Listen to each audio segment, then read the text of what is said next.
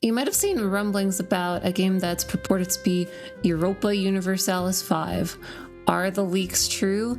What does this game actually look like? Can someone please just put all this information together? Yes, I can. Hello, me with the help of my girlfriend, we kind of crunched everything together that we know about a potential Europa Universalis 5 from everything that they've shared on the forums and the dev diaries and posts from Johan and things like that. And honestly, it's looking like it could be Paradox's best game ever. I don't say that lightly, and I don't think you should run to pre-order it or anything because it's Paradox. It looks like it'll be EU4, but like 10 times bigger and with some really good improvements. The first thing we need to address is like, is this actually going to be Europa Universalis 5? All this conversation around Europa Universalis 5 is coming out of something that Paradox started publishing called Tinto Talks. So this is basically their way of, through the forums, telling their fan base of what they're actually working on before they're ready to truly announce it yet, which is kind of cool, and which is why there's also questions of what is this game actually, because they don't want to tell us yet.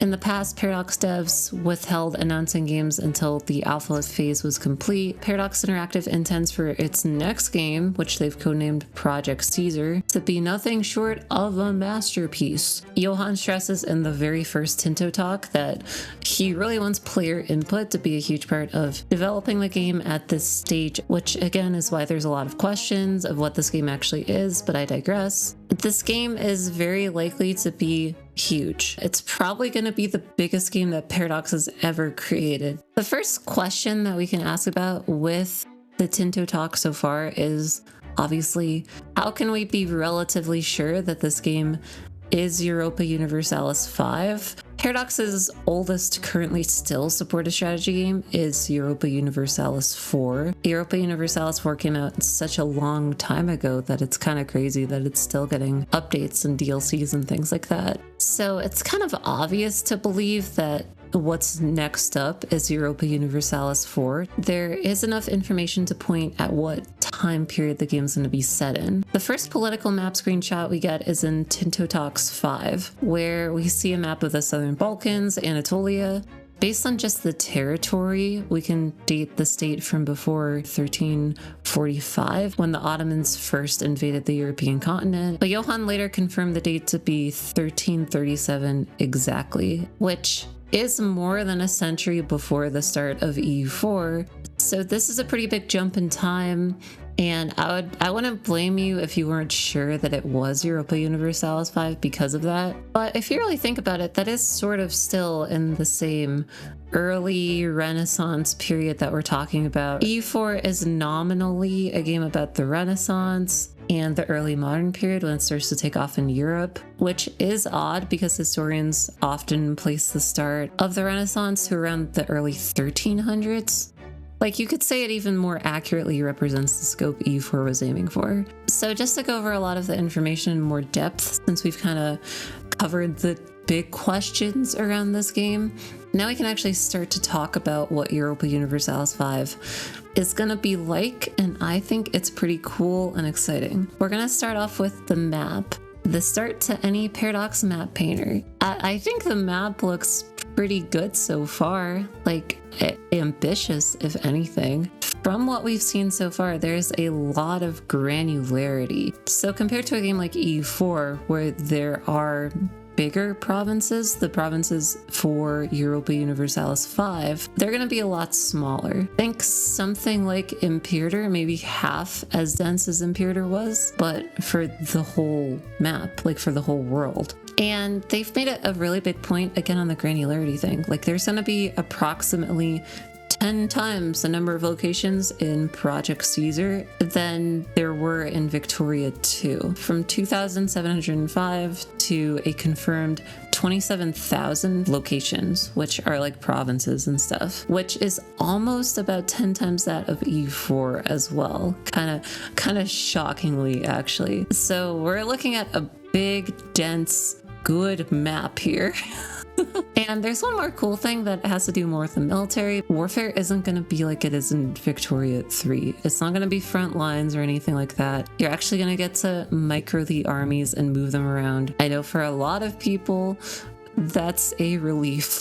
A lot of people are saying, thank you, Johan. So yeah, there's going to be sea current locations, impassable terrain, and passages that can't be settled but can still be traversed by an army. A Saharan desert crossing, or like a crossing of the Alps. Each location is going to be divided into climate, topography, and vegetation. Now, there's another interesting thing that obviously ties into the map, like everything in Paradox games. There's going to be pops in Project Caesar. Now, that immediately makes me think of Victoria 3, but even if I'm thinking of Europa Universalis 4, it's something that they've been trying to model with development, right? They're just cutting out the middleman and just saying, okay, now deal with pops directly. They're less numerous and there's not as many classes as there were in Victoria 3, which is really good because pops seriously affect Victoria 3's performance,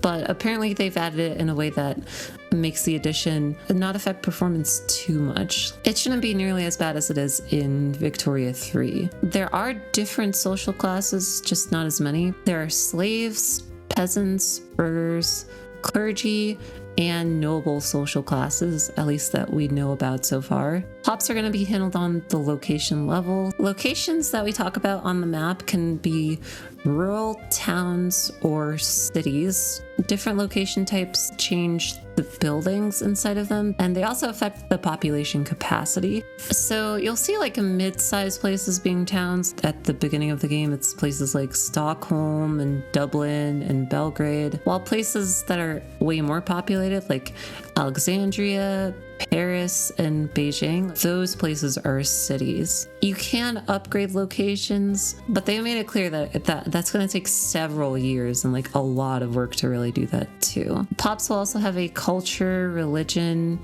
literacy, and satisfaction level. Now, satisfaction is interesting because satisfaction is affected by the country's tolerance of their religion, the cultural view of the primary culture, and the general instability of the country and events going on in the country. There's a lot of possibility for what you can do with a system like that, which is already pretty cool and exciting on its own. And then, of course, there's the thing of that populations can grow and decline over time, assimilate to other cultures, convert religions, migrate, things like that. So it's a much more dynamically modeled system of pops than we've ever been able to see in a game like Europa Universalis 4, which again got pretty good with development, but it's lacking a lot of nuance that this is definitely providing, which is super exciting for a nerd like me. I don't know about you.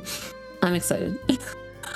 You won't really have direct control over pops, but you will have indirect control over pops, which is a good segue to now talk about how they're going to use government in Europa Universalis 5. So just for the types of government, there's going to be monarchies, republics, theocracies, steppe horde, and tribes, which all use their own version of legitimacy. If you've played Europa Universalis 4, it's very similar to that. So the government of nations in Project Caesar will determine its name, like the Kingdom of Sweden and the Crown of Aragon and things like that. There are government reforms and reform slots too. There's also laws which can have a number of policies to choose from. And then if you want to reform a government, like they can take years to get implemented. There's also going to be societal values that you'll have to take into account, which are of course affected by some actions the player does. It's sort of like domestic policies from EU3. I never played it, but that's a no for my girlfriend. There's also parliaments returning.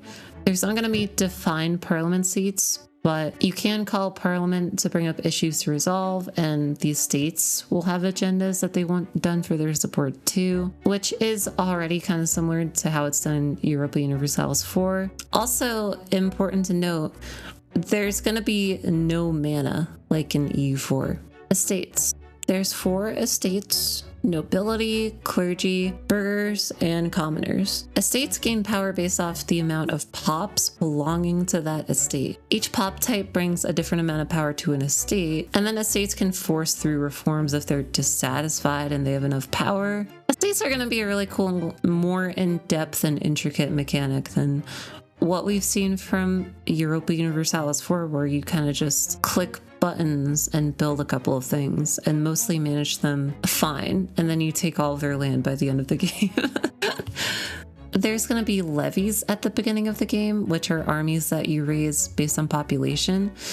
Kind of like how you do in Crusader Kings. You can build up standing armies, but you're going to have to unlock the technology for that. So generally, you'll only see standing armies later throughout the game. Crown power is another mechanic that gives you a scaling penalty or bonuses based on interacting with your government or estates and the efficiency of your government. Estates can be granted. Privileges. There's a lot of different privileges. Some of them are unique. Estates start with historical privileges. Again, think of Europa Universalis 4, how you can do that sort of thing. Estates will have money that's taxable, which influences their estate power. So that's all pretty cool. There's also going to be unique estates depending on the nation's culture and religion, and probably unique reforms as well. A lot of that is basically very similar to how it is in Europa Universalis 4. Another thing we get to talk about is control. Every location that you own has a control value. This is determined mostly by the proximity it has to the capital or some other source of authority. But we do know that building roads and having a high maritime presence can increase control by increasing proximity to the capital. We also know that buildings can increase control at the cost of having more noble pops. Also, terrain impacts proximity as well. It makes sense that if you have a mountain pass that takes forever to cross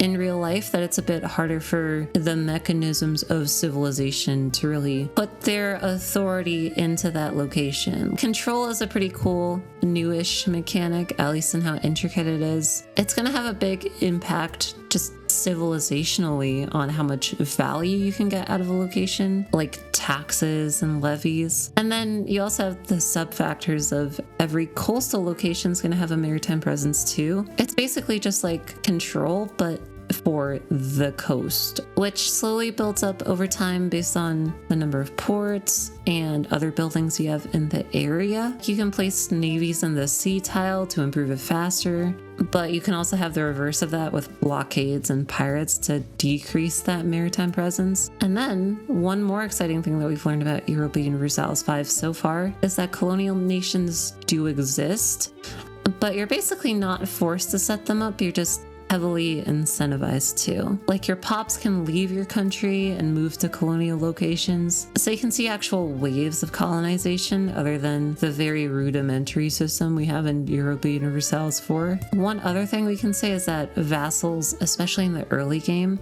look like they're going to be very useful. Since it's starting earlier, maybe you could say that it's a bit more feudal. Control is going to be a lot harder to maintain earlier in the game, so having a lot of vassals will actually help you maintain control over the outstretched areas of your empire. I think it's a great way to balance map painting with actually making sure that you're building up a real country. Like, you can't just ignore the infrastructure. So yeah, that's basically everything we know about Project Caesar. I think it's super exciting. I especially like the control system. I like the pop system. I like how in-depth the government system is going to be. It's adding a lot more fingertip feel to the world of Europa Universalis 4. You're looking at it with a closer microscope. You can really get into the gritty detail of this world that you're creating, instead of like this bird's eye level view that you have of the world in Europa Universalis 4. It's that, but it's much more granular too. The fact that they're really honing in on that and making it basically the same sort of game, that is seriously exciting to me as someone who also really cares about roleplay stuff and dweeby shit like that. So I think it has the potential to maybe be Paradox's best game. But again, I'm saying that only based on rudimentary info. Like, don't pre-order it now, and not like you can. So yeah, that's everything we know about Europa Universalis 5 so far. I wanted to kind of crunch everything together and make a video talking about everything we know and giving my thoughts on it too. Thank you a bunch for watching, and thank you to all the channel members too.